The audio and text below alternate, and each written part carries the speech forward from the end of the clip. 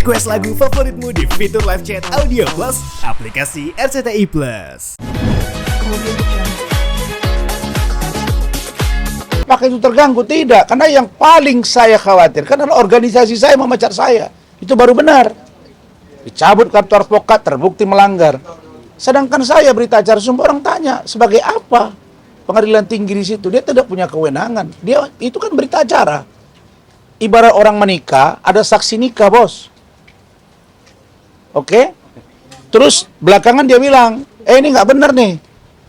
Kalau gitu cabut lagi buku nikahnya. Bukan begitu caranya. Orang talak proses berikutnya.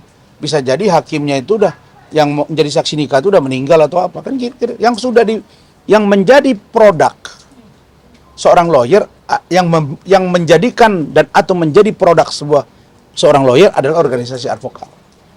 Sedangkan berita acara sumpah, itu apa sih kekuatannya? Itu hanya sumpah kepada Tuhan, tapi dilegalisasi melalui tulisan. Maka judulnya di situ, saksi hakim ini 2 orang, tanda tangan. Dan yang melakukan berita acara sumpah adalah organisasi advokat, bukan pengadilan tinggi. Nah pertanyaannya, saya mau ribut. Buat apa ribut? Udah didengar kok. Orang lembut juga didengar. Bila perlu berbisik kita didengar juga kok. Kenapa begitu? Itu cara untuk bagaimana supaya orang mendengar apa yang kita sampaikan. Jadi saya itu berupaya untuk supaya ke depan jangan lagi salah. Nah, adapun Adinda Firdaus, dia dipecat oleh KAI dan dia berada di KAI, ya. Tapi prosedur pemecatan KAI terhadap Adinda Firdaus, salah, tidak ada dewan etik. Kalau diperiksa dengan etik, kemudian dia dinyatakan bersalah, itu nggak ada masalah. Tapi kalau tidak dengan itu melampaui kewenangan, salah. Kan begitu. Dan Adinda Firdaus aman-aman aja. Terus dibilang kami pecah kongsi, nggak ada. Itu dari wawancara dipotong-potong. Sama dengan saya mengatakan korupsi. Saya udah dengar tadi. Dikirim Rahmat sama dikirim orang juga sama saya dengarin, nggak ada. Hakim juga banyak korupsi, itu kata-kata saya. Saya dengarin pakai ini. Ini kan terang nih. Oke, cukup ya. Bentar, tanggapannya Bang terkait dengan Bang Hotman sakit dan dibawa ke Singapura gimana?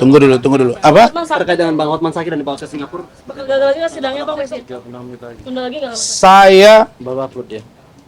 Nah itu Bang. Saya nggak ngerti. Baru upload ya? Neng Hotman ya?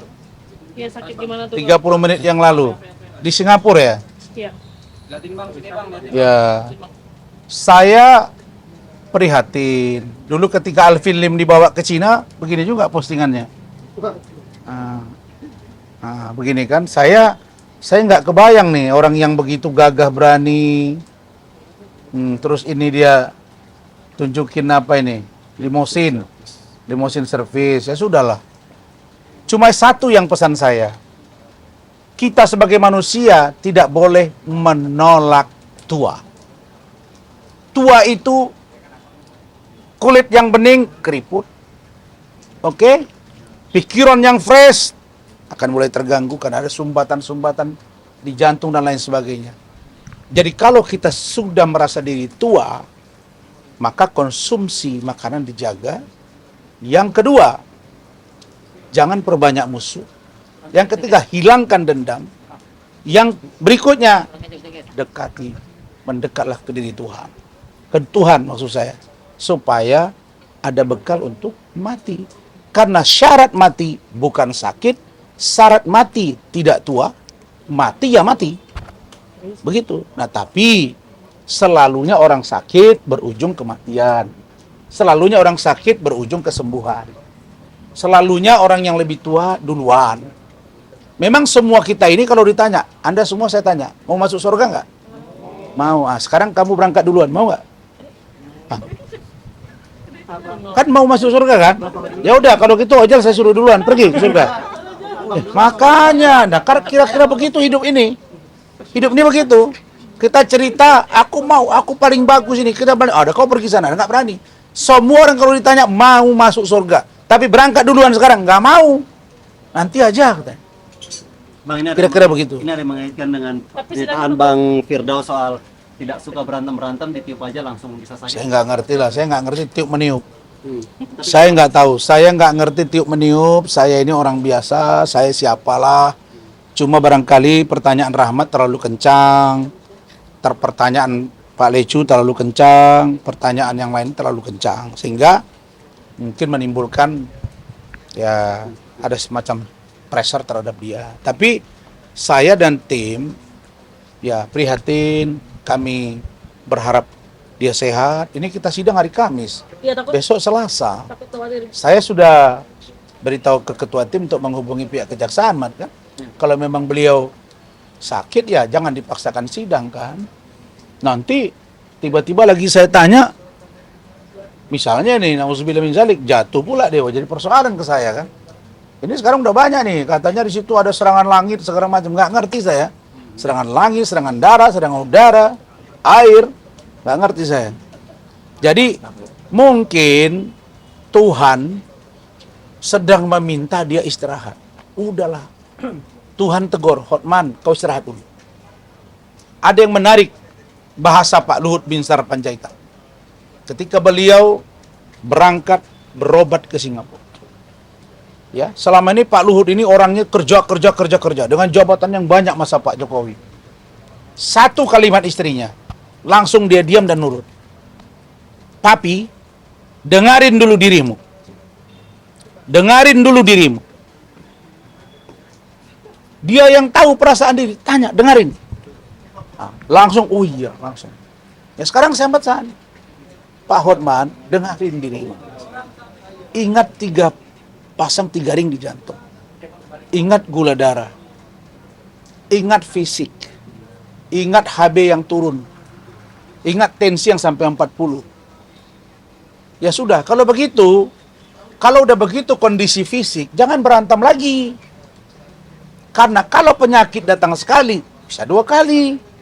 Kalau orang udah pernah kena stroke, maka mendekati dan selalunya 2 kali.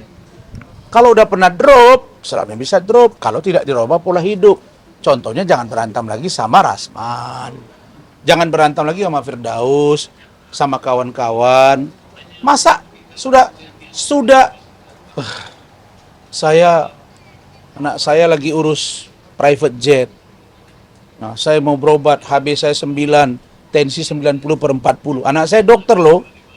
Paham saya, ini bidan Bu Ade.